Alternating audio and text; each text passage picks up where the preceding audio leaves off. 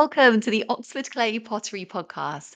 I'm Catherine Tomlinson and I started an eco conscious pottery company called Oxford Clay. Now, Oxford Clay, I don't just make pottery, I also make books and courses for other potters who want to be more environmentally friendly in their pottery making. And that's what this podcast is all about. And I can't wait to get started. Let's go.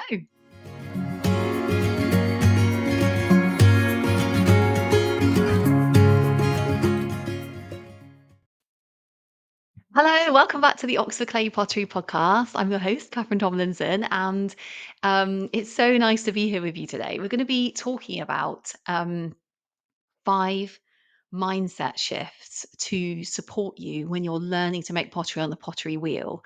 I thought this would be such a good episode to do because I think I have to say, like, I think the technical aspects of, learning how to make pots on the pottery wheel are like sort of one aspect of the whole learning process. And actually, the other part of the process is kind of like the mindset around it, because it can be what I certainly found it really frustrating. It was like I had this thing in my mind's eye. I was like, I want to make this beautiful vase. And then like when I was actually trying to make it, it was almost like there was such a big gap between like my technical skills because I hadn't, learned them yet, practiced enough. And what I wanted to make, that I found it really discouraging. So I thought, what a good thing to like talk about on the podcast, just like 5 mindset shifts that are like I've thought about kind of more recently. I've thought like these mindset shifts would be really good to kind of like, yeah, to tell you about, that they kind of really supported like my learning journey, which is, ongoing. So, um, yeah, just to say from the outset, if any of these like don't resonate with you, then that's like just take what you want from it basically, because I think the whole thing with pottery learning, especially like learning to make pots on the wheel, is that like everybody is completely individual in terms of like the way they like to kind of make the actual thing. There's kind of all these stances where you must hold your hands like this, or you must go at the wheel at this speed, or you must like I don't know, center the clay like this, on the wheel. But actually it's like when you start practicing, you realize that actually there's a kind of the way that your body likes to do it, or like you like to do it, and that's as individual as like every person. So if any of these like don't resonate with you, that is kind of like the point, really, to kind of make your wheel practice like as individual as you are. Okay, so that so just yeah, just to say that. So okay, so that is the first thing to say, really, is that when you're learning, so this is point number one, like mindset shift, is that like there is no right way of doing it. Now, this might be like, what? But when I was learning, obviously there's ways, people tell you, okay, these are the stages, you need to kind of wedge the clay really well. You need to then, you know, like fix it to the wheel, center it, and then you make your pot. But like there were times when like I would say like holding my hands in a certain way, and the teacher would come over and say like, okay, so like the way you're holding your hands in that way when you're bringing the clay up, that's not a very strong stance. And so it means that if you learn to make pots in that way, that basically it felt right for my body. And I'm left-handed too, so I don't know whether that's like got something to do with it, but they kind of would come over and they'd be like, yeah, you can do it like that, but actually you won't be able to make really big pots if you do it like that. So, yeah, I don't know. At that moment, I just thought, well, you know what? I've got to do it how I feel like right, how it feels right in my body. And if I can't make like really, really big pots, that's going to be okay, and then I can always like relearn how to do it like at a later date. But like, I think I just made that decision then because it like, I found it discouraging. If I was really uncomfortable doing it, my hands just didn't feel right. It would have really impacted like my ability to be in like my creative flow, like when I was like actually making the pot. So that's the first thing to say. Yes, like it's cool to like learn from someone like about, how to make pottery on the potter's wheel. And it's so good to have like demonstrations like this is a great way of centering clay. And but like if something feels right to you, when you're making pottery on the wheel, that's right. Okay. So if it feels right in your body, like, you can trust yourself, you can trust the way that your body wants to make pottery. And yeah, just to show you, like, in terms of like, yeah, I obviously like, I don't make massive pots, but I do make I have been able to make like medium-sized ones. I thought I'd just show you one actually that I made recently. So it's a planter, one of my house plants, and I would say it's probably about maybe like 20 centimeters wide and about 20 centimeters tall. So, that's big enough for me at the moment in terms of like the way I'm making pottery.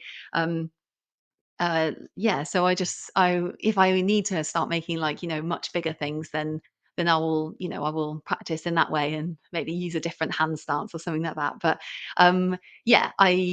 so that's the first thing to say, do it your way and you can trust yourself.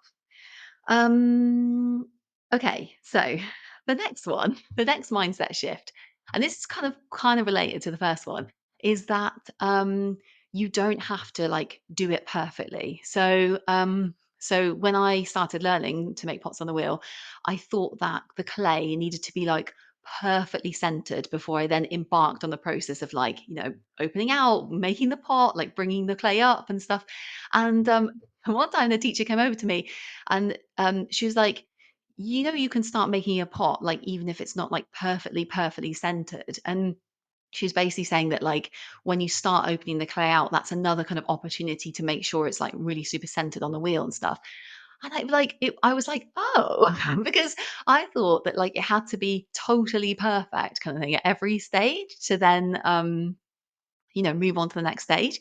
Another really interesting thing I found was that I found that I could kind of polish up pots really well when I turned them after when they were leather hard, like when they would come off the like I cut them off the wheel and the base was a bit like, oh, I don't really like the shape of that base or something, like the foot it's a really great opportunity to then sort of, you can even craft the shape of it, when you turn it or trim it. Some people call it trimming, when you turn it over and then when it's leather hard and you're doing the foot ring. So it's like that's another opportunity to then craft it at another stage. So it doesn't have to be perfectly shaped when when you're making your pot, and it doesn't have to be perfectly centered, before you make your pot. So, for example, the one I was just showing you just now, it's kind of like, it's got a high shoulder at the base, but all of this base bit, sort of, so I'm just holding up like the pot and showing you kind of like the foot ring and this shaping, which is next to the foot ring, is sort of this beautiful like rounded shape.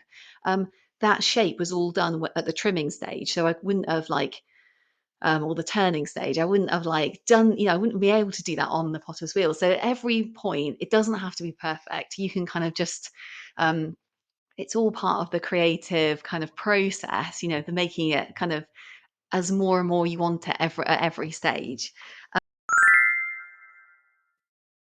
I'm just interrupting this episode to tell you about a totally free guide I've made just for you on how to make a stoneware pottery glaze. So, if you've never made a glaze before, or if you make loads of glazes and you just want a recipe, this guide is for you. It tells you everything you need to know, and it's available via the link in the show notes. Let's get on with the episode. So yeah, that's point number 2. And then, okay, this is like, I think this is really important to say. This is mindset shift number 3, is that, um, like okay, so when you're making pottery on the wheel, it can feel so frustrating. I could have had this wave of frustration then, just as I was thinking about it. It's like, um, it can feel really, really frustrating because one week, so say if you're learning at like an evening class or a pottery class, one week you're like, yeah, I think I got the hang of this. I can do it. And then the next week you're trying to make stuff and everything you touch is going wrong. And it's like, what is happening? Last week I was like, good. I could make things, I could like make a bowl that I had in my mind. And then the next week it's like every single thing, you're knocking it, or like you're making it too thin, or you've gone through the base and you've touched the wheel and you're like, no. So um I think the really important thing to say is that the learning journey of making pottery on the wheel is not linear, which is quite hard for your brain to get its like brain around. Brain is like, you might think that like, okay, it's a progression. Every time I practice, I'm going to get better and better. And like, while, the general trajectory of your kind of technical abilities on the wheel, that's going to be obviously getting, better and better and better in terms of it matching what you want to make in your mind's eye. Yeah, and having the kind of ability to make what you want, like different shapes and stuff. That journey isn't like a linear straight line. It's kind of, you might have a week where you're sort of just practicing seeing how thin you can make stuff. You might not be doing this consciously, but you're like, sometimes, you're like, oh, I can't make anything, or like all the bowls are like they've all flopped over and stuff like that. And that's just about your testing, and you're at the edge of your technical capabilities. So maybe the week before, yes, you did make a bowl because you were kind of playing it more safe. Maybe it was a bit thicker. And then the next week, you're like, okay, well, I can make a bowl. This is not a conscious process. But then, everything you're trying to make is like too thin and like, just overworked and flopping. And, you can't, none of it's working. And that's because you're learning so much by those things that don't work. You're learning what the speed the clay likes to go. It might be like it doesn't like being worked too much, bringing it up and down and out and stuff like that. It just needs to be kind of shaped like once or twice. So all these things are like information that's kind of going into your filing cabinet of like all the different skills you need to make the pots you want to make. It's all building up. And so it feels like you're not like making, because we sort of have this kind of emphasis on like production, I suppose, like as in like, well, if you haven't produced a pot at the end of the class, then you haven't, you failed. You haven't, you're not like learning. But actually, you're learning so much that's kind of not even really tangible until maybe 6 weeks time or something, when you're making a pot and then like it works really really the way you really want it to go. So I think that's the thing to say.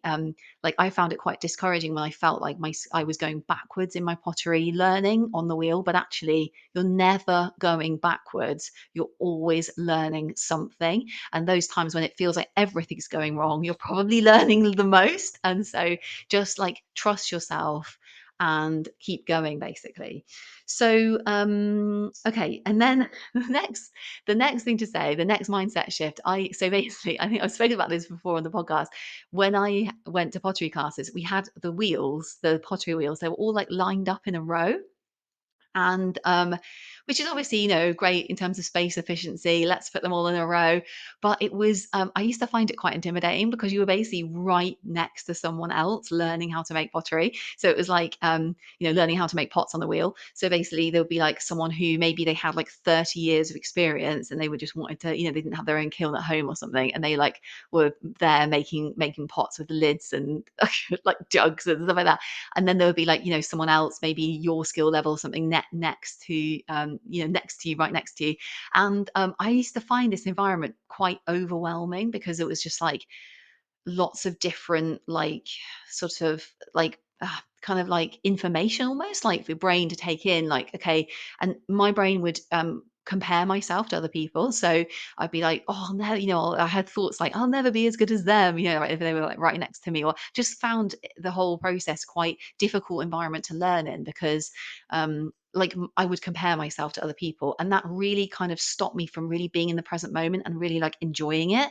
I'd be thinking things like, I'll never be as good as them, or they're so good, or like how, like, and yeah. So just to say, like, I think it's so normal, obviously, to compare yourself to other people, because it's sort of like, and also you can learn stuff from people. So it's really nice if you're next to someone, you're like, oh, they're doing it like that. Okay. Like, that's interesting. But, don't let like that sort of like the thought everybody else is better than me, or like I'll never be as good as them, stop you from just being in the present moment, like enjoying your pottery, enjoying learning how to make pots on the wheel. Even though it's really hard, just remember, I guess, that it's like a thought, like I'll never, everyone's better than me. That is not true. And like, I'll never be as good as them. That is not true either. So yeah, don't let those thoughts like stop you from like having a go and having a go every week, making, making new things, new shapes. Yeah, just practicing on the wheel. So yeah, and then the fifth mindset shift to say to you is that, like, I used to have this thought which was like, I'll never get there. And that was when, when I was starting, it was like when I found it the most frustrating, there was the biggest gap between like my technical skills and then like what I wanted to make, I just used to have these thoughts like, I will never be good at this. I will never be able to make what I want. And just to say to you, that is not true. That is not true. You know, if you want to make pots on the wheel, 1,000,000% you can make pots on the wheel. So all it is really is the only difference between someone who can make exactly what they want and then, you know, somebody who's like never done it before and can't make exactly what they want is the time that they've been spending like practicing doing it. So every time you practice, you're getting closer to like being able to make exactly what you want. So yeah, the thought I'll never get there is actually just simply not true. Okay, so let's just run through those 5, like, mindset shifts again. The first thing is that, you know, you can do it your way and you can trust yourself to do what feels right in your body and make things what you want, the way you want it. You know, obviously within the guidelines of this is vaguely how you kind of make a pot on the wheel, but, like, you can trust yourself. If it feels good to you, then that's the optimum way of you practicing on the pottery wheel. The second thing is that it doesn't have to be perfect at any stage of the making process for you to like move on to the next. Every next stage has the opportunity for you to kind of like fix that slight wobble. You know, if it's not quite fully perfectly centered, or if the base isn't quite fully exactly the shape you want, you know, at the next stage you can always be kind of fine tuning like the way your pot looks and stuff. So it doesn't have to be perfect. Just yeah, it's just know that. And yeah, the next mindset shift is learning on the pottery wheel isn't linear. Sometimes it can feel like you're going backwards, but that's okay. You're not going backwards. You're always learning. The next one is that thinking that everyone else is better than you, comparing yourself to others, that will just suck the joy out of your wheel practice, your pottery making wheel practice. So it's just a thought and it's not true. And the fifth one is you'll never get there. And that is just quite simply completely false. You know, anybody who practices enough on the pottery wheel will get to wherever they want to go. So yeah, I hope this is has been helpful for you. It's been so nice talking to you about mindset shifts for supporting your pottery making on the potter's wheel and wishing you very, very happy potting until the next episode. And I'll see you then. Goodbye. Thank you so much for joining me on that episode. And if you want to find out more about eco friendly pottery, head over to the Octaclay website, which is www.oxfordclay.co.uk. Can't wait to see you there.